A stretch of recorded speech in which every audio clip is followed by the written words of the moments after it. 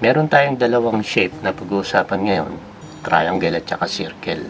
Ano ang kaugnayan nito sa ating katawan at ano ang magiging importansya ng bilog na papatong sa triangle sa loob ng ating katawan. Magbigay tayo ng halimbawa ng example ng triangle sa parte ng katawan natin. Ito yung tinatawag na atay, sa English, liver. Pag may nakita kang bilog sa anumang area dyan sa loob ng iyong liver, medyo kailangan na natin mangamba. Kailangan na natin magpatingin sa espesyalista. Kasi dapat walang bilog dyan sa loob ng triangle. Ngayon, kung meron naman bilog sa loob ng triangle, gaano ba kalaki ito o gaano kaliit ito?